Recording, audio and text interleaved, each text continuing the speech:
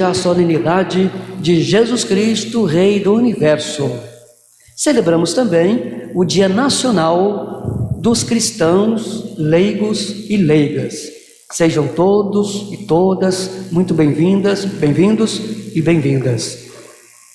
Chegamos ao último domingo do ano litúrgico, o qual vem intitulado pela liturgia como solenidade de Nosso Senhor Jesus Cristo, Rei do Universo. Ao falar de alguém como rei, a tendência imediata é atribuir-lhe as características próprias dos reis deste mundo, como coroa, trono, cetro e poder. Associar Jesus a esses sinais de realeza é trair completamente o seu evangelho. Mesmo que as imagens e representações usadas em muitas igrejas o representem assim. Esta solenidade, segundo dados históricos, foi instituída no ano de 1925 pelo Papa Pio XI. Aquele era um momento conturbado para a Europa e para todo o mundo. A Primeira Guerra Mundial tinha acabado há pouco tempo e já se sentiu o clima da segunda. O desejo desenfreado do poder, com as consequências desse, estavam em efervescência mais do que nunca. Combater o reino deste mundo para implantar o reino de Deus não é uma simples substituição na detenção do poder, mas uma mudança radical na forma de conceber o seu reino. A sua proposta de reinado é totalmente incompatível com as experiências de poder até hoje experimentadas pela humanidade.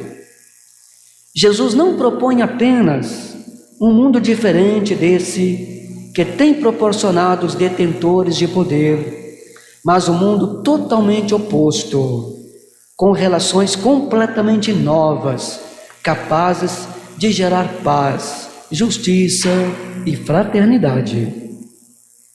A liturgia de hoje, segundo o Evangelho proclamado, faz parte do relato da paixão de Jesus. É um trecho que relata Jesus diante de Pilatos, governador romano da província da Judéia naquela época. Pilatos teve a oportunidade de entregar Jesus, pois já se encontrava em Jerusalém por ocasião da Páscoa. Jesus estava sozinho diante dele, pois os judeus não podiam entrar no palácio, com medo de ficar impuros, e assim não poderiam celebrar a Páscoa no dia seguinte. Por isso, Jesus entrou sozinho no pretório para ser interrogado. Pilatos chamou Jesus e perguntou-lhe: Tu és o rei dos judeus? A pergunta dá a entender que Pilatos já sabia que aquele caso se tratava de uma questão muito interna da religião judaica, embora representasse também uma ameaça de rebelião que poderia trazer consequências para o poder romano. A pergunta revela também uma espécie de surpresa. O homem que está diante de Pilatos, Jesus, não aparenta causar perigo algum à ordem imperial. Embora tenha sido entregue como agitador, parece que Pilatos não vê Jesus como ameaça. Jesus não se intimida com a pergunta do governador e faz o diálogo fluir. Estás dizendo isto por ti mesmo, ou outros te disseram isto de mim? Pilatos reage à pergunta provocatória de Jesus: Por acaso sou judeu?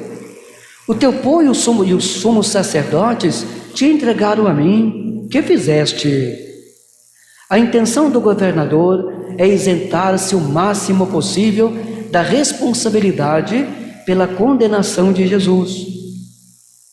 Pilatos tinha perguntado O que Jesus tinha feito para ser entregue pelo próprio povo? A essa pergunta, Jesus não respondeu, mas preferiu voltar para o tema da primeira pergunta, a respeito da natureza do seu reino. O meu reino não é deste mundo. Se o meu reino fosse deste mundo, os meus guardas lutariam para que eu não fosse entregue aos judeus. Mas o meu reino não é daqui.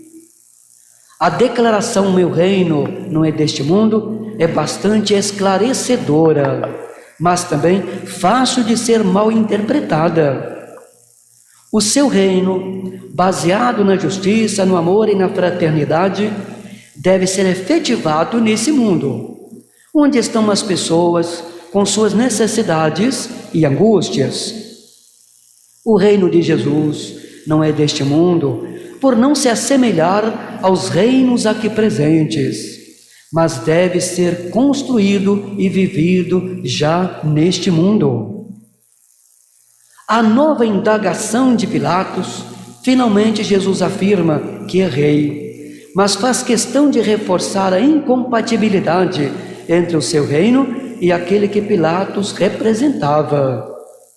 Jesus respondeu: tu dizes, eu sou rei, eu nasci e vim ao mundo para isto, para dar testemunho da verdade, e todo aquele que é da verdade escuta a minha voz.